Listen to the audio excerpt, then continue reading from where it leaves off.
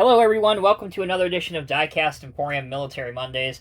I have another helicopter model to show you in this week's episode, but it's not just any helicopter model. This is a scale model of one of the two modified Blackhawks that were used in the 2011 mission to kill Osama bin Laden. We're going to go into a lot more detail about the mission and the actual aircraft in just a moment, but first, like every Monday, I have to give a huge shout out to my friends at smallscalehobbies.com. Without them, this segment or this series on this channel would not be possible.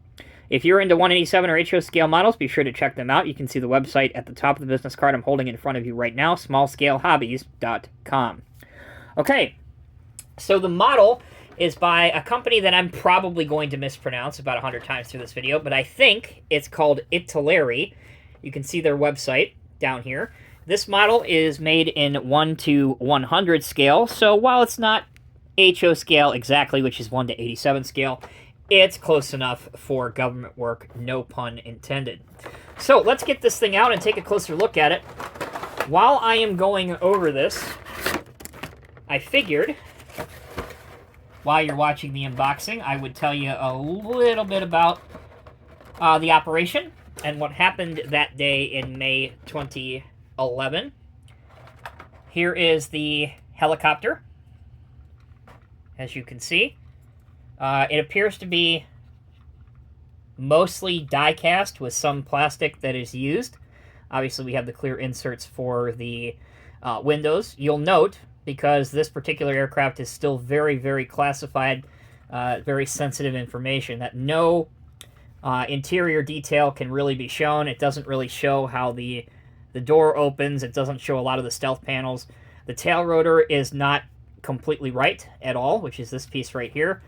It looks a lot more like the Comanche tail rotor, or the RH-66 project that you may be familiar with. But it's close enough.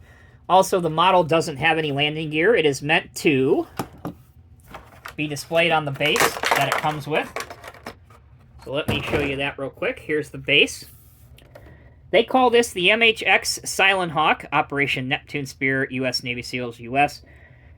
Only some of this information is accurate. Number one, yes, the United States Navy SEALs, one team in particular, flew on two of these heavily modified Blackhawk helicopters, but the helicopters themselves were crewed and piloted by the best helicopter pilots on the face of the planet, bar none, and that is another top-secret Army unit. What I can tell you is, aside from them being, bar none, the best combat helicopter pilots in the world, they are located and based not too far from me, out of Fort Campbell, Kentucky. The unit is known as the 160th SOAR, S-O-A-R, for Special Operations Aviation Regiment. They also go by their nickname, the Night Stalkers, as they prefer to conduct a lot of their missions at night using advanced night vision goggles and other technological breakthroughs that they have that allow them to see just as well at night that they can during the day. So any kind of advantage you want in a military or a federal law enforcement operation, you want to take advantage of that. So anyway, let's talk a little bit more about the helicopter. So the model, as you see, sits on this plastic base. Really, the only functionality on here is that the tail rotor will move around by hand. You can spin it. And then the main rotor assembly can also be spun around. I've already mentioned there's no landing gear modeled, so therefore there wouldn't be any landing gear functionality. Doors don't open, none of that. But still, if you want an example of one of the more closely held secrets of the past 20 years or so, this is one of the few options that are out there. And I will tell you, based on what I know and what people very close to the situation have told me that I've been able to meet and have actually spoken at a couple of my classes when I was in college, I can tell you that that helicopter is about 90 to 95% accurate. So on the night, we'll go into this for those that may want to hear more about it. So in early May 2011, the CIA got a fix on, actually it was June of the previous year, The mission was launched in May of 2011 to go get him. It was never a capture mission. It was always going to be to eliminate Osama bin Laden. The reason that a stealth helicopter had to be used is not necessarily to be a silent helicopter like the name says on here. When you're talking about stealth, the main element that you are worried about is being picked up on an enemy radar system. So this helicopter has a lot of the same RAM materials. It has a lot of the same components, a lot of the sharp edges and things that you see, smoothed out edges, that aircraft in the past have had, like the B-2 bomber, the SR-71 Blackbird before that, and the F-111 Nighthawk, also the stealth fighter. They're not quiet. No aircraft is quiet. And helicopters in particular are a violent animal. Even if you have been on a helicopter for a sightseeing trip as a civilian, obviously it's probably a smaller helicopter, but it is still really loud. They're still really violent machinery. They move a lot. They oscillate up and down a lot when you're maybe not expecting it. So you can put as much stealth components on any aircraft you want, but particularly when you're talking about helicopters, they're still going to be a loud beast. But the objective here was that the population, the Pakistani military academy, which was very close to this compound in Abbottabad, Pakistan, they wouldn't hear the helicopters until they were right over them. With a regular Blackhawk, particularly a Chinook, a Pavlo, those are very, very loud helicopters. You're going to hear them a lot of times before you see them. And as long as this aircraft met the two main objectives, and that was for it not to be shot out of the sky by a Pakistani surface-to-air missile system when they picked this up on radar. So as long as it could evade radar for as long as possible, and as long as it was quiet enough where it wouldn't be a dead giveaway, when it's 5 minutes out, then it accomplished both of those objectives, and it did very well. Now, we lost the U.S. government lost two of these helicopters in total. They lost one during this operation, and they lost another stealth Blackhawk during a training exercise a few years after that. What happened with the aircraft on the Bin Laden mission is the compound had very, very large perimeter walls all the way around it. That was something that the occupants did so that prying eyes couldn't really see inside the compound.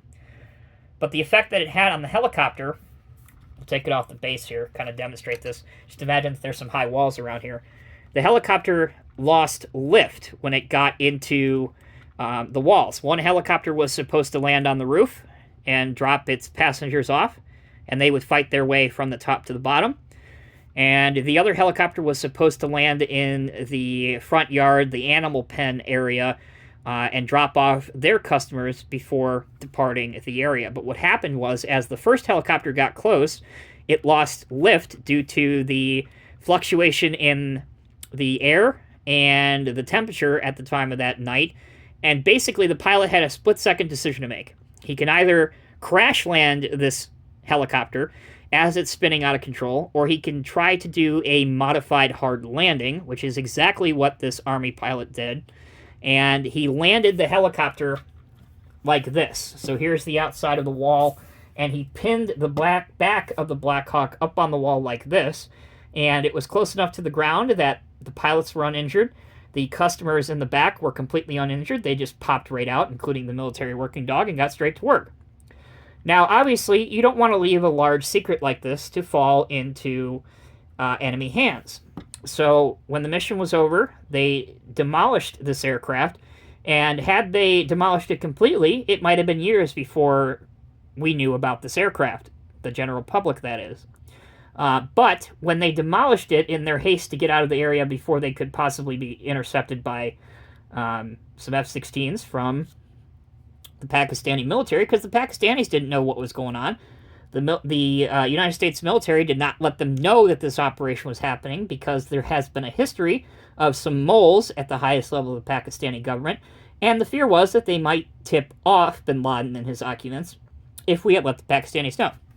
So they had to demolish this helicopter, and they left the tail rotor section, which unfortunately made it out into the public eye. There are photos of the real tail section. But more importantly than that, it's pretty heavily known now that it ended up in China's hands. So how it got from Pakistan to China, you can draw your own assumptions. But anyway, that is the story of the modified stealth Blackhawk. I know this video is 10 minutes long. This was, without question, one of the more highly anticipated operations in our time period, most recent history for sure. And I don't think that without the use of this helicopter, that things would have gone as well as they did. Obviously, we know that the SEAL contingent ended up killing Osama bin Laden, bringing his body back. And probably just as important to that, especially to intel analysis people and in the intelligence community, is they brought back a treasure trove. Everything from, yes, VHS tapes, to hard drives, to written notebooks, everything you can think of, thumb drives, which held all of Al-Qaeda's contact information, all of their planning. So that was a treasure trove of information. So there you go, guys. I know this is a longer edition of Diecast Emporium Military Mondays, but honestly, this is something I didn't think we'd ever see a scale model of, even if it's not 100% accurate. I certainly didn't think we would see anything like this for maybe another 10, 15 years. Versions of the quote-unquote Silent Hawk, otherwise known as the Dark Blackhawk or the Stealth Blackhawk, are still in use with the U.S. military at the highest levels. They were involved in other operations, including the operation that killed al-Baghdadi, and some operations that killed some pretty high-ranking ISIL members in Syria and West Africa as well. So very, very much still not a front line, but very much still an active helicopter used. All right, thanks so much for watching. Let me know what you thought of this video. Hopefully more people watch this watch this particular Military Mondays videos than have been watching those recently. You might have not only got a history lesson, but hey, maybe you learned something that you didn't know before. All right, guys, take care. Be well. I'll see you in the next review.